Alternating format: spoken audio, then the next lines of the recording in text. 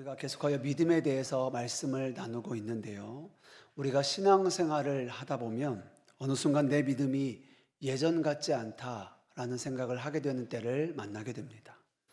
말씀을 들으면 마음이 뜨거워지고 기쁨으로 찬양하고 눈물로 기도하고 하나님을 향한 갈망이 있고 정말 하나님의 뜻대로 살기를 정말 원하던 발버둥을 치던 그때가 있었는데, 그런데 언젠가부터 말씀을 들어도 마음이 움직이지 않고 기도는 하지만 기도의 언어는 유창해졌지만 깊은 기도를 하지 못합니다.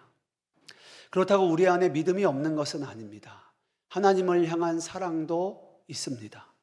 그런데 분명한 것은 이전 같지 않다는 겁니다. 왜 이런 일이 일어날까요? 오늘 본문은 우리에게 이렇게 말씀합니다. 문제는 환경이 아니라 우리의 마음 때문이라는 거예요. 히브리서 3장 12절 말씀 같이 읽겠습니다. 형제들아, 너희는 삼가 혹 너희 중에 누가 믿지 아니하는 악한 마음을 품고 살아계신 하나님에게서 떨어질까 조심할 것이요. 아멘. 하나님에게서 떨어질까 조심하라 말씀합니다. 믿지 아니하는 악한 마음을 품었다라고 말합니다. 그냥 이 말씀을 보면 이 말씀은 믿지 않은 불신자들에게 하는 어떤 경고의 말씀이 아닐까 생각할 수 있는데요. 성경을 자세히 보면 그렇지 않습니다. 12절 말씀에 가장 처음에 뭐라고 말합니까? 형제들아 라고 말하고 있습니다. 무슨 말입니까? 이 말씀이 불신자들에게 주어진 말씀이 아니라 도리어 믿는 자들에게 주시는 말씀이다라는 거예요. 이미 믿음이 있다 고백하는 사람들, 교회 안에 있는 사람들, 하나님을 안다고 말하는 사람들에게 주시는 말씀이다라는 겁니다. 즉, 이 말씀은 믿는다고 하면서도 하나님에게서 떨어질 수 있으니 조심하라는 경고의 말씀인 거죠. 그렇다면 다시 한번 질문해 보게 됩니다. 왜 이런 일이 일어날까요? 하나님을 알고 하나님을 믿는다고 하고 또 교회 안에 있는 사람들이 하나님에게서 멀어진 일들이 왜 생겨나는 겁니까? 성경은 그 이유를 분명하게 말합니다. 하나님 때문이 아니라는 거예요. 환경 때문이 아니라는 겁니다. 우리의 마음 때문이라는 거예요. 더 정확하게 말하면 우리의 마음이 완악해졌기 때문이다라는 겁니다. 오늘 말씀에 보면 완고하지 말 것을 강조하고 있습니다. 13절, 15절 우리 함께 읽겠습니다. 동안에 매일 피차 건면하여 너희 중에 누구든지 죄의 유혹으로 완고하게 되지 않도록 하라. 15절도 보겠습니다. 성경에 일렀으되 오늘 너희가 그의 음성을 듣거든 격노하시게 하던 것 같이 너희 마음을 완고하게 하지 말라 하였으니. 아멘. 여러분, 왜 완고하지 말 것을 이렇게 반복하여 말씀하실까요? 그만큼 이 문제가 심각하기 때문에 그렇습니다. 사랑하는 성도 여러분, 우리가 믿음 생활을 할 때 가장 조심해야 할 상태가 오늘 본문에서 말하는 완고해진 마음입니다. 우리의 마음이 굳어지는 겁니다. 하나님께 반응하지 못할 정도로 딱딱해져 버린 겁니다. 말씀을 들어도 움직이지 않고 죄를 지어도 아프지 않고 하나님을 향한 갈망이 사라져 있습니다. 완고해져 버린 겁니다. 오늘 히브리서 기자는 이런 상태가 얼마나 위험한지를 아주 강하게 경고하는데요. 하나님에게서 떨어질 수 있다는 거예요. 이게 얼마나 두려운 말씀입니까? 단순히 신앙이 흔들리는 정도가 아닙니다. 넘어지는 정도가 아니에요. 하나님과의 관계 자체가 무너질 수 있다는 겁니다. 그런데 더 두려운 것은 무엇인지 아십니까? 자신이 이런 상태라는 것을 스스로 알지 못한다는 거예요. 겉으로는 이전과 다른 게 없습니다. 예배도 드립니다. 기도도 합니다. 사역도 합니다. 그런데 마음은 점점 하나님과 멀어져 있습니다. 여러분, 이 완고함은 하루아침에 만들어지지 않습니다. 어느 날 갑자기 돌처럼 딱딱해지는 것 아닙니다. 조금씩 서서히 진행됩니다. 처음에는 그렇지 않았습니다. 이전에는 말씀을 들으면서 마음에 찔렸습니다. 죄를 지으면 마음이 괴로웠습니다. 그래서 하나님께 간절히 기도도 하였습니다. 그리고 주님께 돌아가려 하였습니다. 그런데 언젠가부터 우리의 마음이 느슨하여집니다. 죄의 유혹을 가볍게 여기기 시작합니다. 순종을 뒤로 미루게 됩니다. 그러면 어떻게 됩니까? 조금씩 우리의 마음은 덜 찔립니다. 그리고 덜 괴롭습니다. 그리고 어느 순간부터 아무렇지도 않아집니다. 마음이 완악해져 버린 거죠. 그렇습니다. 죄는 처음부터 우리를 무너뜨리지 않습니다. 조금씩 속입니다. 조금씩 무디게 만듭니다. 그리고 결국은 아무것도 느끼지 못하게 만들어버리는 거죠. 말씀을 들어도 움직이지 않는 마음, 죄를 지어도 아무렇지도 않은 마음, 하나님을 향한 갈망이 사라져버린, 메말라버린 그 마음입니다. 이것이 가장 위험한 상태입니다. 왜냐하면 하나님과 멀어져 있는 상태이기 때문에 그렇습니다. 이처럼 마음이 완고해졌다는 것은 하나님을 믿는다 하면서도 전혀 하나님을 의식하지 않고 살아가는 삶을 말합니다. 입술로는 하나님을 말하지만 삶에서는 하나님이 없는 것처럼 살아가는 겁니다. 이를 가장 잘 보여주는 성경의 예가 있습니다. 바로 출애굽한 이스라엘 백성들입니다. 그들은 애굽에서 나올 때 하나님의 놀라운 기적을 경험했습니다. 홍해가 갈라졌습니다. 하늘에서 만나가 내려오는 것을 날마다 경험했습니다. 낮에는 구름 기둥으로, 밤에는 불 기둥으로 하나님께서 그들을 인도하셨습니다. 그런데 그렇게 하나님을 생생하게 경험한 그들이 광야에서 끊임없이 원망하고 불평합니다. 물이 없다고 원망합니다. 먹을 것이 없다고 불평합니다. 조금만 어려움이 와도 우리가 애굽으로 돌아가는 것이 낫겠다라고, 왜 우리를 출애굽하였느냐라고 말합니다. 여러분, 이것은 단순한 원망이나 불평이 아닙니다. 그들의 마음이 완고하여진 겁니다. 마음이 굳어져 버린 겁니다. 하나님에게서 떠나 있는 겁니다. 그리고 결국 그들은 어떻게 되었습니까? 약속의 땅에 들어가지 못하고 광야에서 다 죽었습니다. 오늘 히브리서 3장 19절은 이렇게 말합니다. 그들이 믿지 아니함으로 능히 들어가지 못한 것이라고 말입니다. 하나님 때문이 아닙니다. 그들 때문이에요. 이스라엘 백성들은 하나님의 택하심을 받았습니다. 애굽에서 출애굽도 받았습니다. 그러나 그들은 약속의 땅에 들어가지 못했습니다. 왜요? 그들이 믿지 아니하였기 때문입니다. 더 정확하게는 그들의 마음이 완악해져 버렸기 때문에 그렇습니다. 이 말씀은 과거 이스라엘 백성들만의 이야기가 아닙니다. 바로 오늘 저와 여러분에게 주시는 말씀입니다. 지금 우리의 마음은 어떻습니까? 사랑하는 여러분, 우리의 마음을 지켜야 합니다. 무릇 지킬 만한 것 중에 마음을 지키라 하셨습니다. 그리고 바로 이어서 뭐라고 말합니까? 생명이 이에서 난다 말씀하십니다. 말씀 읽어보겠습니다. 잠언 4장 23절입니다. 읽겠습니다. 모든 지킬 만한 것 중에 더욱 내 마음을 지키라. 생명의 근원이 이에서 남이니라. 아멘. 또 우리의 마음은 믿음과도 깊은 연관이 있습니다. 구원과도 연관이 있어요. 로마서 10장 10절 같이 읽겠습니다. 사람이 마음으로 믿어 의에 이르고 입으로 시인하여 구원에 이르느니라. 아멘. 이처럼 마음은 우리의 믿음의 중심입니다. 생명과도 관련되고 구원과도 관련됩니다. 그렇게 이 마음이 완고해지는 것이 그렇게 위험한 겁니다. 왜 그렇습니까? 우리는 믿음으로 구원을 받는데 마음이 완고하여지면 더 이상 믿음으로 살 수 없기 때문에 그래요. 마음이 완고하여지면 믿음이 우리 안에 역사를 못하기 때문에 그렇습니다. 마음이 완고해지는 것은 비유하자면 간경화와도 비슷합니다.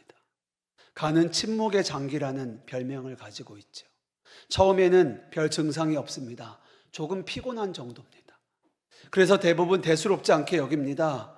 그런데 그것을 발견하지 못하고 계속 방치하게 되면 어떻게 됩니까? 조금씩 서서히 간이 굳어지기 시작하고, 그리고 어느 순간부터 돌이킬 수 없는 상태가 되어버립니다. 죄로 인하여 영적인 완고함에 들어가게 되는 상황도 이와 비슷합니다. 처음에는 작은 죄입니다. 처음에는 작은 불순종입니다. 주님께서 마음에 찔림도 주시고, 그리고 돌이키라고 여러 방법으로 우리에게 말씀하십니다. 그런데 그것을 가볍게 여기고 넘기기 시작합니다. 이 정도는 괜찮겠지. 나중에 돌이키면 되지. 그러면서 조금씩 마음이 무뎌집니다. 그리고 결국 마음이 굳어져 버립니다. 그래서 하나님께 반응하지 않습니다. 죄에도 슬퍼하지 않습니다. 은혜에도 감동하지 못합니다. 그런 상태가 되어버리는 거예요. 여러분, 이 상태가 가장 위험한 이유는 겉으로는 아무 문제가 없는 것처럼 보이기 때문입니다. 여전히 교회 나옵니다. 예배도 잘 드립니다. 헌금도 드립니다. 심지어 사역도 합니다. 그러나 그 마음은 하나님과 멀어져 있는 겁니다. 그게 무서운 거예요. 그래서 오늘 하나님은 저와 여러분에게 분명하게 말씀하십니다. 오늘 너희가 그의 음성을 듣거든 마음을 완고하게 하지 말라는 거예요. 오늘이라고 하십니다. 내일이 아닙니다. 오늘이라고 하는 바로 지금입니다. 사랑하는 여러분, 그러면 우리는 어떻게 해야 합니까? 하나님은 너무나 분명하게 말씀하십니다. 마음을 완고하게 하지 말라 명령하십니다. 그럼 어떻게 하여야 우리가 완고하여지지 않을 수 있습니까? 어떻게 하여야 이 완고함에서 회복될 수 있습니까? 첫 번째는요, 주님께서 깨닫게 하시면 지체하지 말고 그 즉시 있는 모습 그대로 주님께 나아가야 합니다. 가식이 아니라 정직한 모습으로 하나님 앞에 서는 것입니다. 사랑하는 여러분, 하나님은 우리의 완벽함을 원하지 않으십니다. 주님은 우리가 완벽하기를 원하시는 게 아니라 거룩하기를 원하세요. 꼭 기억하십시오. 하나님은 우리가 거룩하기를 원하십니다. 그래서 하나님은요, 상한 심령을 기뻐하신다 말씀하셨어요. 여러분, 상한 심령은요, 거룩하기를 원하는 사람들에게 주어지는 마음입니다. 하나님의 뜻을 아는데 내 삶이 그렇지 못한 거예요. 그때 우리 안에서 터져 나오는 마음이 상한 심령입니다. 애통하는 마음입니다. 내가 그렇게 살고 싶지 않은데도 내가 그렇게 행하고 있는 거예요. 하나님의 뜻은 이런데도 나는 이렇게 살고 있는 거예요. 그 마음을 가지고 하나님 앞에 나아갈 때 그 하나님의 마음이 내 안에 부어지면서 내 안에 애통함이 터져 나오는 겁니다. 그것이 상한 심령입니다. 그 상한 심령을 하나님은 기뻐하신다 말씀하시죠. 우리 시편 51편 17절 우리 같이 읽어보겠습니다. 하나님께서 구하시는 제사는 상한 심령이라. 하나님이여 상하고 통회하는 마음을 주께서 멸시하지 아니하시리이다. 아멘. 이 시편 51편은 다윗의 시편입니다. 그가 밧세바와 동침하는 무서운 죄를 짓고도 그는 자신의 죄를 깨닫고 있지 못했습니다. 여전히 예배했고 여전히 왕이었고 아무렇지도 않게 살아가고 있었습니다. 그러다가 어느 날 하나님께서 나단 선지자를 통하여 그의 죄를, 그의 완악함을 깨닫게 하십니다. 그리고 그 순간 다윗은 변명하지 않았습니다. 핑계대지 않습니다. 숨지 않았습니다. 그는 하나님 앞에 엎드립니다. 그리고 하나님 앞에 나를 긍휼히 여겨달라고 고백합니다. 여러분, 이것이 회복의 시작입니다. 주님께 나아가 부르짖는 겁니다. 긍휼을 구하는 겁니다. 주님, 제 마음이 굳어져 있습니다. 주님, 제가 이렇게 식어 있습니다. 주님, 제가 죄 가운데 있습니다. 저를 긍휼히 여겨주십시오. 저를 살려주십시오. 그렇게 고백하는 겁니다. 이렇게 정직하게 고백할 때 긍휼이 풍성하신 하나님은 우리를 결코 외면하지 않으십니다. 도리어 그 마음을 만지시고 회복시키시고 다시 살리시는 겁니다. 두 번째는요, 처음의 확신을 다시 견고히 붙드셔야 합니다. 오늘 히브리서 3장 14절은 이렇게 말합니다. 우리가 시작할 때에 확신한 것을 끝까지 견고하게 붙잡고 있으면 이라고 말합니다. 여러분, 우리의 믿음의 시작이 어떠하였습니까? 모든 것이 은혜였습니다. 나 같은 죄인에게 주님이 찾아오셨어요. 나의 이름을 부르셨습니다. 그리고 나를 위해 십자가에 달려 죽으셨습니다. 그 예수님의 십자가의 공로로 말미암아 나는 값없이 구원을 받았습니다. 원수였던 하나님의 관계가 풀어졌습니다. 내가 하나님의 자녀가 되었습니다. 내가 한 것은 아무것도 없습니다. 모든 것이 은혜입니다. 그런데 언젠가부터 이 은혜를 당연하게 여기고 있지는 않습니까? 감격은 사라지고 감사가 식어지고 복음을 잃어버렸습니다. 사랑하는 여러분, 다시 처음으로 돌아가십시오. 은혜의 자리로 돌아가십시오. 복음의 자리로 돌아가십시오. 십자가 앞으로 돌아가십시오.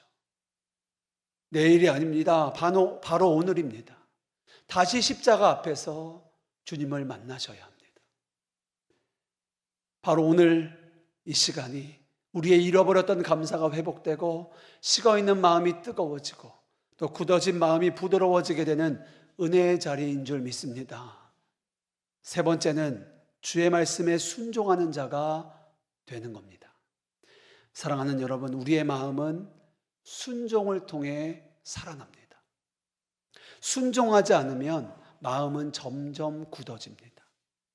그러나 작은 순종 하나가 굳어진 마음을 깨뜨리는 시작이 됩니다. 아주 작은 것이라도 좋습니다. 미루고 있던 기도를 시작하십시오. 외면하고 있던 성경책을 다시 펴고 읽으십시오. 하나님께 드렸던 서원을 다시 지키십시오. 우리가 순종할 때 우리의 마음이 다시 살아나고 믿음이 다시 세워지고 하나님과의 관계가 다시 회복되는 겁니다. 이것이 영적인 원리예요. 오늘 성경은 오늘 그의 음성을 듣거든 이라고 말씀합니다. 들은 말씀에 반응하라는 것입니다.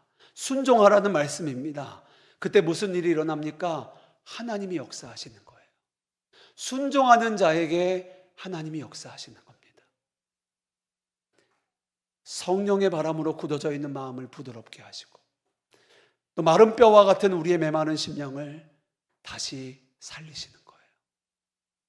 사랑하는 여러분, 그 무엇도 우리를 주님의 사랑으로부터 끊을 수 있는 것은 없습니다. 우리가 연약해도 우리가 넘어져도 우리의 마음이 식어지고 완악해져 있을지라도 하나님의 사랑은 변함이 없으십니다. 그래서 우리에게 소망이 있는 거예요. 오늘 주님은 말씀하십니다.